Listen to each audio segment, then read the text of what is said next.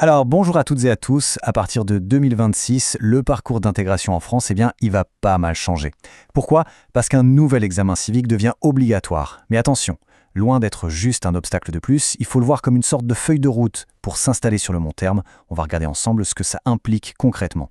Alors, pour qu'on s'y retrouve bien, voilà comment on va procéder. D'abord, on va voir de quoi il s'agit, cette nouvelle étape. Ensuite, on suivra le parcours officiel, pas à pas. On va décortiquer l'examen lui-même, mais aussi l'entretien de naturalisation. Puis, on passera à un guide de préparation, vraiment pratique. Et on finira par une petite réflexion sur le fond, sur l'esprit de tout ça.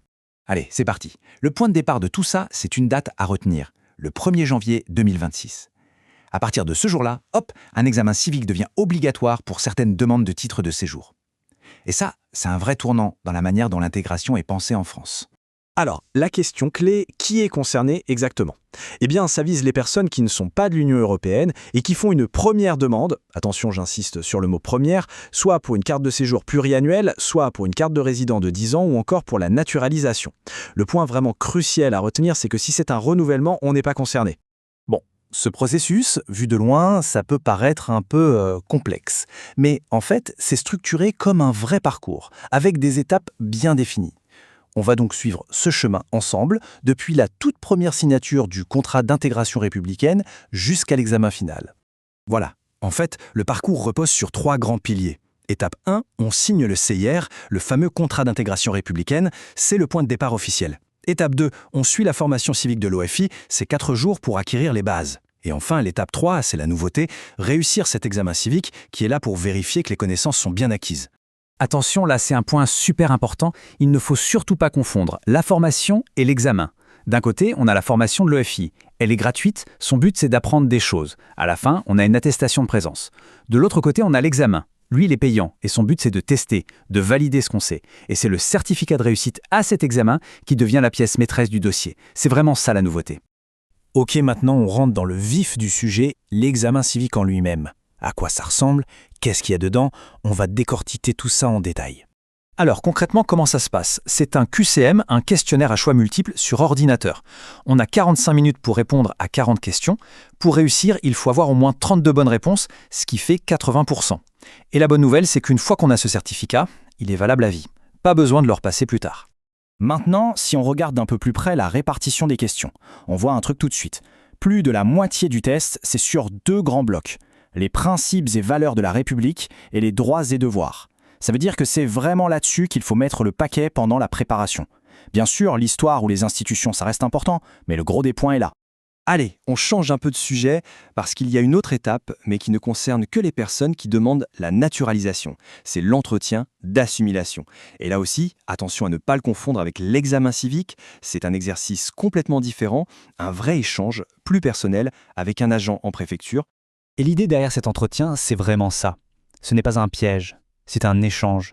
L'agent en face n'est pas là pour coincer la personne, mais pour avoir une conversation authentique, pour évaluer la sincérité de la démarche. Ce qu'il ou elle cherche à comprendre, c'est le parcours personnel, pas à entendre une leçon récitée par cœur.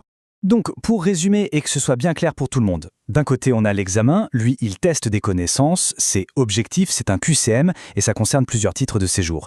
De l'autre côté on a l'entretien, lui il évalue la motivation et la sincérité, c'est subjectif, c'est une conversation et c'est uniquement pour la naturalisation.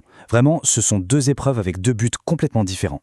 Bon, maintenant qu'on a bien posé le cadre, la question logique c'est comment on se prépare concrètement? On va passer en revue un petit guide des connaissances essentielles qui sont utiles aussi bien pour l'examen que pour l'entretien.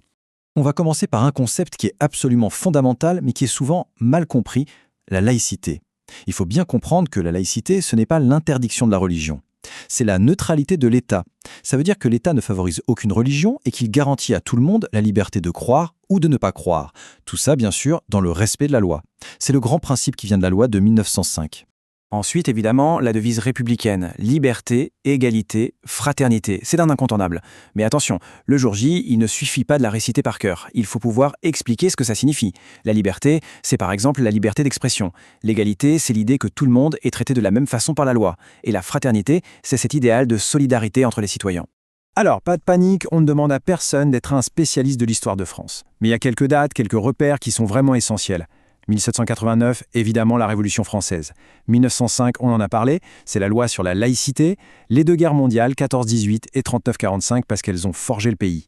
Et enfin, 1958, c'est la naissance de la Ve République, nos institutions actuelles.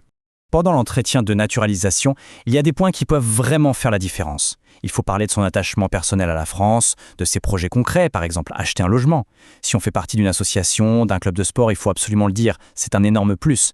Et puis, il faut montrer qu'on a envie d'être un citoyen à part entière, en disant par exemple qu'on a hâte de pouvoir voter.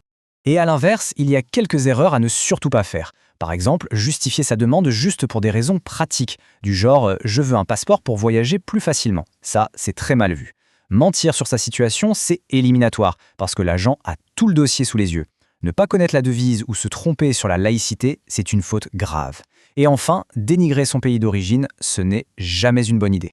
Bon, pour finir, c'est important de prendre un peu de hauteur, de comprendre l'esprit derrière tout ce parcours, parce qu'au fond, il ne s'agit pas juste de passer un test ou de cocher des cases.